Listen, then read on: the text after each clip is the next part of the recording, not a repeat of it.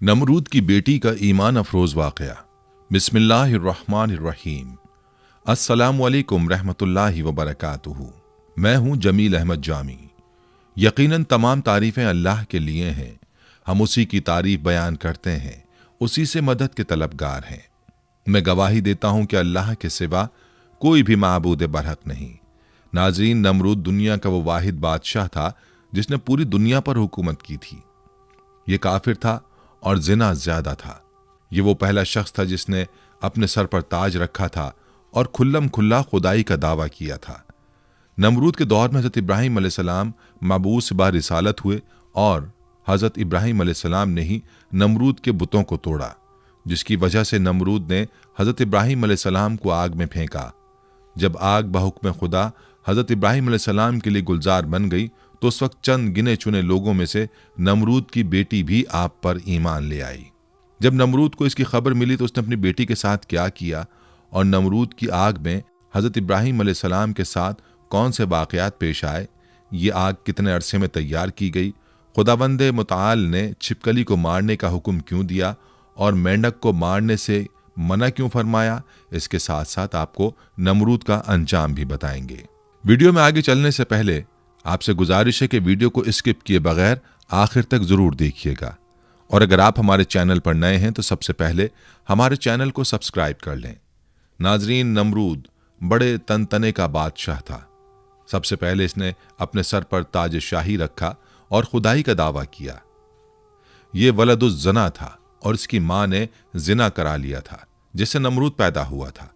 सल्तनत का कोई वारिस पैदा ना होगा तो बादशाहत खत्म हो जाएगी, लेकिन ये लड़का बड़ा होकर बहुत इकबालमंद हुआ और बहुत बड़ा बादशाह बन गया।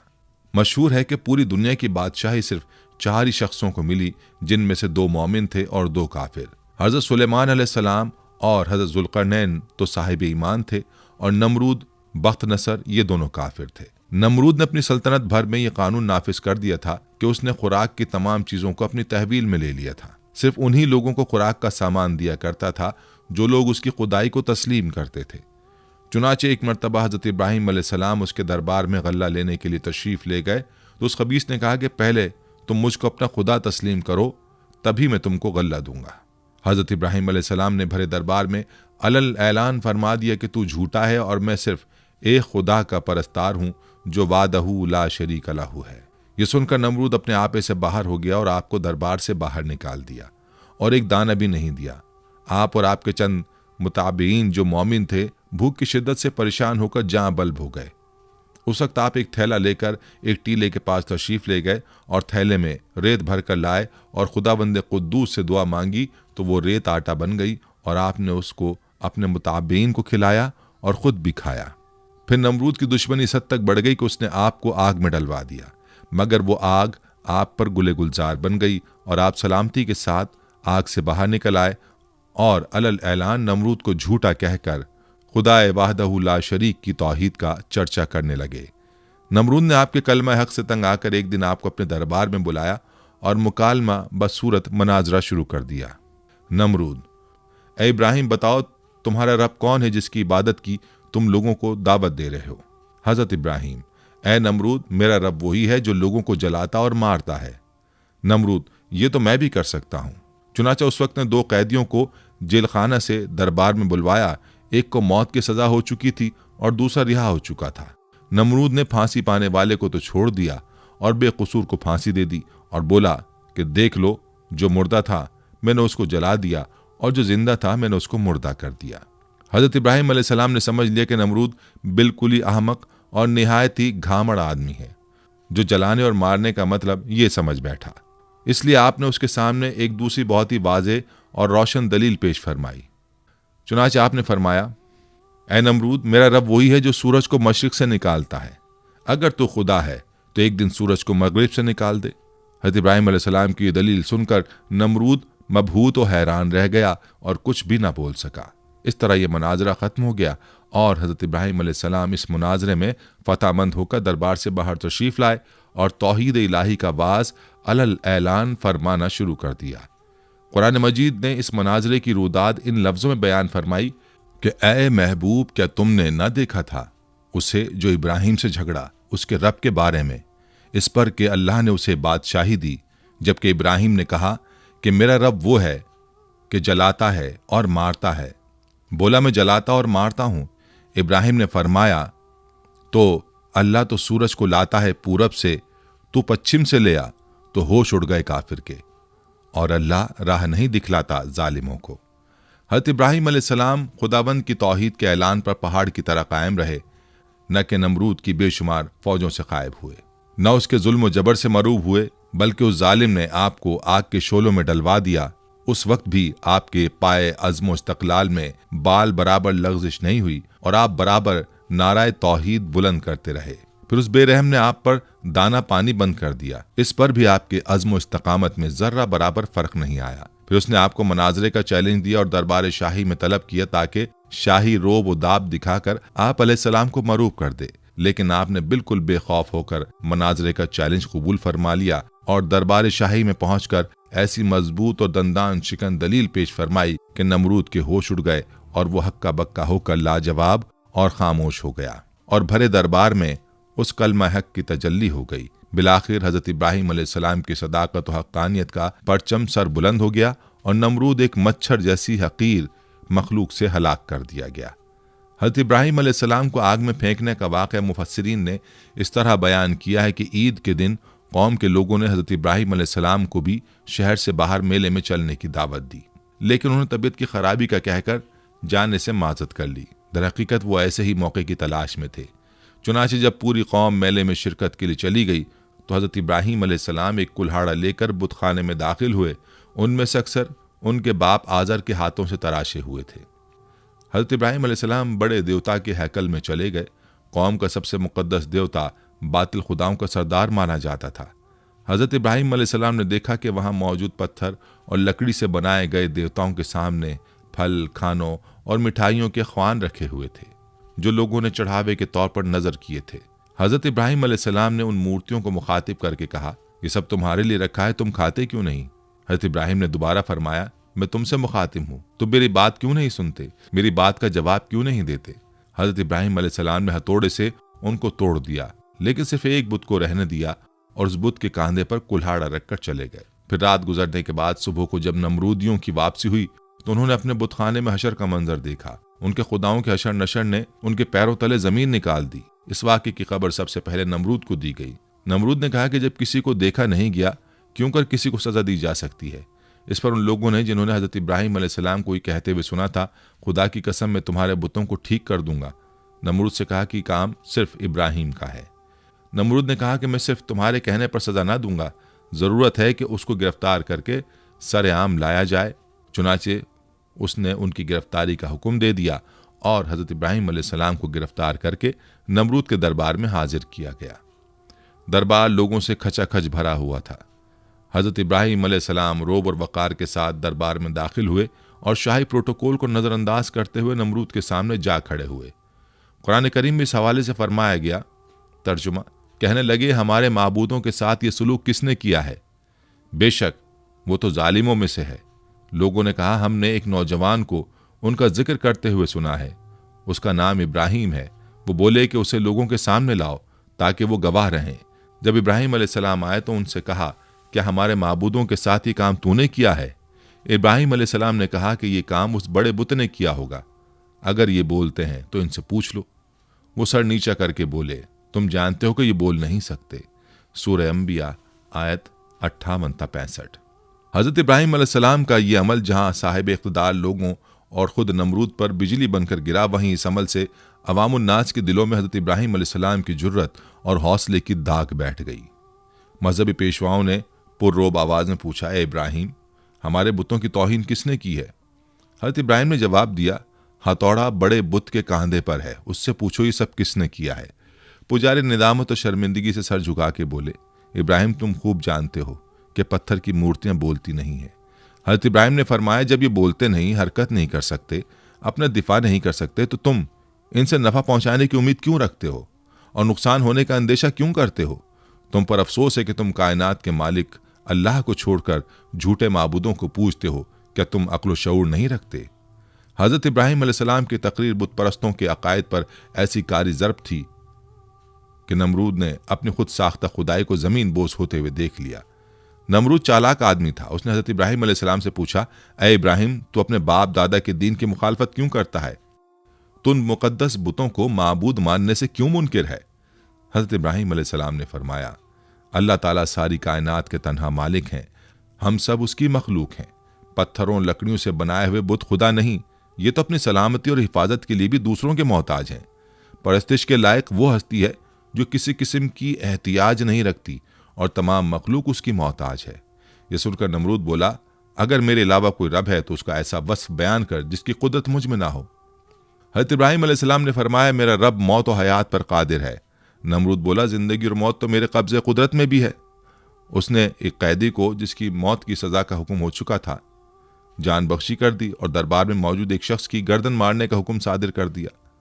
हज़रत इब्राहिम अलैहिस्सलाम ने नमरूद से कहा, कायनात का हर जर्रा मेरे रब का मोहताज है। सूरज उसके हुक्म से हर रोज़ मशरिक से निकलता है और मगरिब में डूब जाता है। तो सूरज को मगरिब से निकाल कर दिखा। मजहबी पेशवाओं और बादशाह के अकायद की तकजीब ने ऐवान नमरूद में दरारें डाल दी। अरबाब इख्तिदार ने शोर गोगा बुलंद किया कि इब्राहिम हमारे देवताओं की तौहीन का मुर्तकिब हुआ है और बाप दादा के मजहब को झुटलाता है। उसकी सज़ा यह है कि उसे आग में फेंक दिया जाए। बुतों को तोड़ने का अमल नमरूद समेत पूरी कौम के लिए नाकाबिल माफ़ी जुर्म था। लिहाजा फैसला किया गया कि हज़रत इब्राहिम अलैहिस्सलाम को आग में डाल दिया जाए ताकि आइंदा किसी को बुतों की बेहुरमती करने की हिम्मत ना हो। चुनाचे पूरी कौम लकड़ियां जमा करने के अमल में मसरूफ हो गई। यहाँ तक कि अगर कोई बीमार पड़ जाता या किसी का कोई काम ना होता तो वो मन्नत मानता कि अगर मुझे शिफा हो गई या मेरा काम मुकम्मल हो गया तो मैं इब्राहिम अलैहिस्सलाम को जलाने के लिए लकड़ियों का गट्ठा दूंगा। एक मुद्दत तक कौम लकड़ियां जमा करती रही। जब लकड़ियों का पहाड़ खड़ा हो गया तो एक बहुत गहरी खंदक खोदी गई। लकड़ियों के उस ढेर को उसमें डाला गया। अजाइबुल क़साइस अल्लामा अब्दुल वाहिद बिन मोहम्मद अल मुफ्ती सफ़ा नंबर 87 में है कि नमरूद ने उनको गिरफ्तार करके कि लोहे वाले तंदूर में बंद करा दिया और उसमें भरपूर आग जलवा दी। काफ़ी देर के बाद जब उन्हें बरामद किया तो जैसे कि वो तैसे थे, यानी उनको कोई गज़न उस आग से ना पहुंची। नमरूद ने हुक्म दिया इन्हें कैद खाने में बंद कर दिया जाए, उनको ख़त्म करने का कोई और हल तलाश किया जाए। चुनाचे एक रिवायत की बिना पर 40 दिन और एक रिवायत की बिना पर 7 साल कैद में रखा और उस दौरान उन्हें नजर आतिश करने का फैसला किया। बारिवायत मारिज नबूवत नमरूद ने बामकाम कूसा, जो कूफा में है, एक 4 दीवारी तैयार करवाई जिसकी लंबाई 4 फरसख और चौड़ाई 4 फरसख थी। उसकी बुलंदी 100 गज थी। और बारिवायत रोज़तुल सफ़ा, उसकी लंबाई 60 गज, चौड़ाई 40 गज और बुलंदी 20 गज थी। जब 4 दीवारी मुकम्मल हो गई तो उसने हुक्म दिया कि इसे अच्छी जलने वाली लकड़ियों से भर दिया जाए। चुनाचे उसे लकड़ियों से पुर कर दिया गया। एक रिवायत में है कि ये 4 दीवारी 1 माह में पुर की गई और चारों तरफ वो जलने लगी। जब उसके शोले भड़के तो उन्होंने मीलों यह आलम पैदा कर दिया कि कोई करीब ना जा सकता था, कोई परिंदा फजाए बाला तक उस पर से गुजर ना सकता था। तिबरी में है कि आग को भड़काने में 2 साल लगे थे। उसमें यह भी है कि 4 दीवारी के बाहर भी लकड़ियां जमा की गई थीं। आग तो रोशन कर दी गई, लेकिन अब कोई रास्ता ऐसा ना था कि हज़रत इब्राहिम अलैहिस्सलाम को आग में डाला जा सके, क्योंकि करीब कोई नहीं जा सकता था। लोग इसी तरद्दुद और मशवरे में थे कि शैतान ने उन्हें मंजनीक बनाने का मशवरा दिया और बनाने की तरकीब बताई। जब मंजनीक तैयार हो गई तो उसने उसमें पहले एक बड़ा पत्थर रखकर फेंका। जब तजर्बे ने बता दिया कि मंजनीक ठीक बन गई है और काम ठीक कर रही है तो हज़रत इब्राहिम अलैहिस्सलाम के हाथ पांव बांधे गए और गले में भी तौक़े आहिन डाला गया। फिर मंजनीक में बिठाकर उन्हें फेंका गया। एक रिवायत में कि जब हाथ पांव बांधे गए तो हज़रत इब्राहिम अलैहिस्सलाम ने बारगाह खुदाबंदी में हाथ उठाकर कहा, ला इलाहा इल्ला अंता सुब्हानका रब्बुल आलमीन लकल हम्द व लकल मुल्क। ला इलाहा इल्ला अंता सुब्हानका रब्बुल आलमीन लकल हम्द व लकल मुल्क। हज़रत इमाम बुखारी रहमतुल्लाह अलैह ने हज़रत इब्न अब्बास रज़ी अल्लाह अन्हु से रिवायत की है कि जब हज़रत इब्राहिम अलैहिस्सलाम को आग में फेंका गया तो उन्होंने कहा, हस्बुनल्लाहु व निअमल वकील। तर्जुमा, हमें अल्लाह ही काफ़ी है और वो बेहतरीन कारसाज है। हज़रत अबू हुरैरा रज़ी अल्लाह अन्हु से मरवी है कि रसूल अकरम सल्लल्लाहु अलैहि वसल्लम ने फरमाया कि जब हज़रत इब्राहिम अलैहिस्सलाम को आग में डाला गया तो उन्होंने कहा, ऐ मेरा अल्लाह, तू आसमान में तन्हा और ज़मीन में तेरी इबादत करने वाला तन्हा है। एक रिवायत में कि उसी दौरान आसमान के मौजिज़ फरिश्ते बारगाह खुदाबंदी में हाजिर होकर अर्ज़ करने लगे कि मालिक, रुए ज़मीन पर एक इब्राहिम है जो तेरी वहदानियत की तबलीग कर रहे हैं। अब उन्हें भी नजर आतिश किया जा रहा है। हमारे मालिक तो उनको बचाने के लिए हमको हुक्म दे। हुक्म हुआ, जाओ, अगर इब्राहिम तुम्हारी मदद कबूल कर लें तो बेशक तुम उनकी इमदाद करो। वो फरिश्ते ज़मीन पर नाजिल हुए और हज़रत इब्राहिम अलैहिस्सलाम की खिदमत में मदद करने की ख्वाहिश की। हज़रत इब्राहिम अलैहिस्सलाम ने इमदाद कबूल करने से इनकार कर दिया। फिर वो फरिश्ते आए जो हवा और पानी पर मुतय्यन है। फरिश्ते हवा ने कहा कि आप कहें तो हम आंधी के जरिए इस आग को मुंतशिर कर दें। आपने फरमाया, मैं मौका इम्तहान में हूँ, मुझे तुम्हारी इमदाद की ज़रूरत नहीं है। फिर पानी वाला फरिश्ता आगे बढ़ा और उसने भी कहा कि अगर आप कहें तो पानी बरसाकर आग को बुझा दूं। इरशाद हुआ, ज़रूरत नहीं है। अलगर्ज हज़रत इब्राहिम अलैहिस्सलाम को मंजनीक में रखकर फेंका गया। वह हवा में उलटते पुलटते जा रहे थे कि हज़रत जिब्रील अलैहिस्सलाम ने बढ़कर इस्तकबाल किया और उनसे मुलाकात करके कहा, इब्राहिम, तुम्हें कोई हाजत है? फरमाया, बेशक है, लेकिन तुमसे नहीं। फिर हज़रत जिब्राइल अलैहिस्सलाम ने कहा कि अच्छा, मालिक ही की तरफ रुजू करो। कहा, सवाल की ज़रूरत नहीं, हमारे हाल का उसे इल्म होना ही काफ़ी है। मुख्तसर ये कि हज़रत इब्राहिम अलैहिस्सलाम भड़कते हुए शोलों में पहुँचे, फिर नीचे की तरफ आग के दरमियान वारिद हुए। फरमाने बारी ताला आग को पहुँच चुका था। ऐ आग, सलामती के साथ इब्राहिम के लिए ठंडी हो जा। आग गुले गुलजार बन गई, फूलों की कसरत हो गई। सिद्दीक़ा बयान है कि फरिश्तों ने हज़रत इब्राहिम अलैहिस्सलाम को ज़मीन पर बिठा दिया। उनके बैठते ही उनके करीब चश्मा जारी हो गया, गुलाब और नरजिस के फूल खिल गए। एक रिवायत में हज़रत इब्राहिम अलैहिस्सलाम जो ही वसत आग में पहुँचे, हज़रत जिब्रील अलैहिस्सलाम ने फ़ौरन बलूल का एक तख्त बिछाकर उस पर उन्हें बिठाया। उनके तख्त पर बैठते ही चश्मा आब जारी हुआ और गिर्द गिर्द फूलों के दरख्त नुमाया हो गए। एक रिवायत में कि जली हुई लकड़ियों के बाकी हिस्से को, जो जलने से रह गया था, उसे हज़रत जिब्रील अलैहिस्सलाम ने ज़मीन में नस्ब कर दिया और उससे हरे भरे दरख्त पैदा हो गए जिनमें ताज़े फूल लगे हुए थे। उसी दौरान में नमरूद ने अपने मीनार पर जाकर इब्राहिम अलैहिस्सलाम की तरफ जो निगाह की तो उन्हें जन्नत नुमा गुलजार में बैठा हुआ देखा। उसे ख्याल था कि वो जल भुनकर राख हो गए होंगे। जब उसने उन्हें इस हाल में देखा तो बहुत हैरान हुआ और उसके दिल में ख्याल पैदा हो गया कि आपको ये आग नहीं जला सकी और आप सही और सालिम बरामद होंगे तो लाज़िम मेरे लिए और ज़्यादा मुज़र साबित होंगे। यही कुछ सोचकर उसने अपने कारकुनों को हुक्म दिया कि मंजनीक के ज़रिए से इब्राहिम पर पत्थर फेंके जाए। चुनाचे बड़े बड़े पत्थर उस राख में फेंके गए। वो पत्थर बारिवायत अजाइबुल क़सस सफ़ा नंबर 88 एक मकाम पर हवा में जमा हो गए और बाहुक्म खुदा बादलों की सूरत इख्तियार करके बरसने लगे, जिसके नतीजे में उस हिस्से के अलावा जो गुलजार बना हुआ था, जिस कदर भी आग इस तवील चार दीवारी में थी, सब बुझ गई। अल्लामा मुस्जद तहरीर फरमाते हैं कि दुनिया में सबसे पहले जो मंजनीक बनाई गई थी वो वही थी जिसमें रख कर हज़रत इब्राहिम अलैहिस्सलाम को आग में डाला गया। यह मंजनीक मकाम कूसा में, जो कूफा के एक गांव कंजारा में वाक़ शैतान के हाथों बनी थी। उन्होंने हयातुल क़ुलूब के सफ़ा नंबर 90 में तहरीर फरमाया है कि हज़रत इब्राहिम अलैहिस्सलाम को जब हाथ पांव बांध कर मंजनीक में रखा तो उनके चचा आज़र, जो हुकूमत नमरूद का वजीर था, हज़रत इब्राहिम अलैहिस्सलाम के पास आया और उनके रुखे मुबारक पर एक तमाचा मारकर कहा, अब भी अपनी हरकत से बाज आ जा और नमरूद की खुदाई को तस्लीम कर ले। हज़रत इब्राहिम अलैहिस्सलाम ने फरमाया, जो खुदा है खुदाई उसी की तस्लीम की जाएगी और उसी की तस्लीम शुदा है। ये ना खुदा है ना इसकी खुदाई मानी जा सकती है। एक हदीस में है कि हज़रत इब्राहिम अलैहिस्सलाम के लिए आग ठंडी हुई तो उसका असर 3 दिन तक दुनिया की तमाम आग पर रहा और उसमें ठंडक आ गई थी। उलमा फरमाते हैं कि अगर अल्लाह ताला ठंडी के साथ सलामती वाली ना कहता तो उस आग की ठंडक हज़रत इब्राहिम अलैहिस्सलाम के लिए नाकाबिले बर्दाश्त होती। बहरहाल ये एक बड़ा मौज़ा है जो आसमान से बातें करती हुई दहकती भड़कती आग के गुले गुलजार बन जाने की सूरत में हज़रत इब्राहिम अलैहिस्सलाम के लिए अल्लाह की मशीयत से ज़ाहिर हुआ और इस तरह अल्लाह ने अपने नबी को मुशरिकीन की शैतानी साजिशों से महफूज फरमाया। अल्लामा इब्न कसीर क़ससुल अंबिया में तहरीर करते हैं कि इब्न अब्बास रज़ियल्लाहु अन्हुम और सईद बिन मुसैब से मरवी है कि जिस वक्त हज़रत इब्राहिम अलैहिस्सलाम को आग के सुपुर्द किया जा रहा था उस वक्त बारिश बरसाने वाला फरिश्ता सख्त इस्तराब और परेशानी के आलम में कह रहा था कि कब मुझे हुक्म मिले कि मैं मूसलाधार बारिश बरसाऊं। लेकिन अल्लाह का हुक्म उसकी सोच से भी ज्यादा बरक रफ्तार था और अल्लाह ने खुद ही आग को हुक्म फरमा दिया। उन नाजुक लम्हात में हज़रत जिब्रील अलैहिस्सलाम उनके साथ थे और आप अलैहिस्सलाम की जबीन अथर पेशानी से पसीना पहुँच रहे थे। उस पसीने के अलावा कोई और तकलीफ आपको नहीं पहुंची।